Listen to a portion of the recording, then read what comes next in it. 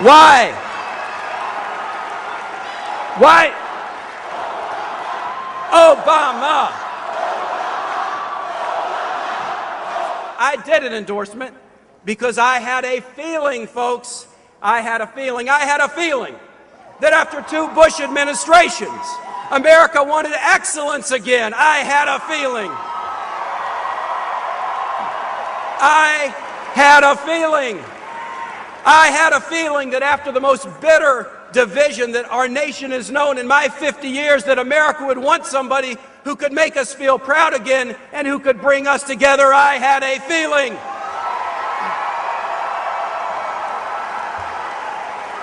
I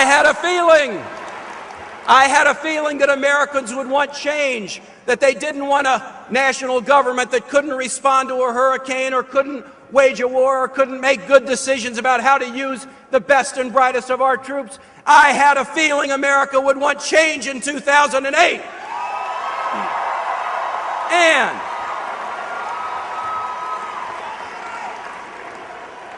And I knew Barack Obama. We want change. He was a person who could unify this nation unlike anyone else.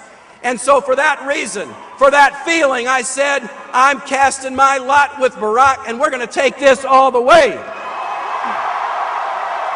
And I knew Barack Obama would excite Democrats like you tonight all over this nation. I knew Barack Obama would excite independents who were increasingly the biggest chunk of our electorate. I knew Barack Obama would excite disillusioned Republicans who feel like their parties abandoned them and they want something better. And you have that feeling too, folks. You have that feeling. You got that Barack Obama feeling.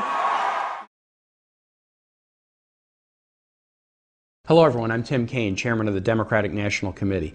America is facing a devastating economic challenge, and it seems like the news gets worse every day. America's unemployment rate has reached its 16-year high. Last year, America lost more than 2.6 million jobs. More than 1 million people lost their jobs just in the last 2 months, and our economy shrank by 4% from October through the end of the year, the largest decline in the economy that we've seen in a quarter century. Finding a solution to this economic crisis is on the mind of every American, and it is President Obama's top priority. The President and members of Congress have passed a stimulus plan that will help jumpstart the economy and accomplish critical objectives to get our economy growing again. The basic facts about this plan. The number one priority of the President's economic recovery plan is to get Americans back to work. The plan will boost employment by saving or creating more than 3 million jobs nationally. One thing that we've learned from past economic crises is that you've got to act quickly to prevent further declines. That's why more than 75% of the money allocated in this stimulus plan will be invested in the first 2 years to stimulate growth in the American economy. The money will be spent on immediate investments in infrastructure projects, the repair of roads and bridges, doubling the production of alternative energy, improving the energy efficiency of homes and buildings, rehabilitation of our schools, computerizing medical records, and investing in broadband so that we can use that as a greater platform for economic success. These are investments that will put people to work right away, but will also fuel economic growth by building a solid foundation for greater economic success.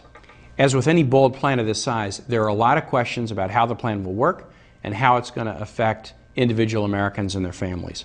Many of you, in fact 30,000 of you, submitted questions, and I'm going to try to answer a representative sample so that you can have information about this plan to share with your friends and neighbors. All right, let me read the first question, and this one is from Eric in Noblesville, Indiana. Eric writes, "It appears as though a significant amount of money is designated toward infrastructure that could take years to have an economic effect. Will it have an effect now? Why not make infrastructure a different discussion in a different bill?" Well, Eric, the President and experts believe that we need a balanced approach to get the American economy moving again. We need to put money directly into the economy, which we can do through some of the federal spending and tax cuts for families and small businesses. But we also have to invest in long-term economic growth by improving our infrastructure, including investments in renewable energy, education, and an improved health care system. This balance between immediate action and then building the platform for long-term economic growth will get our economy moving. We've got to do both.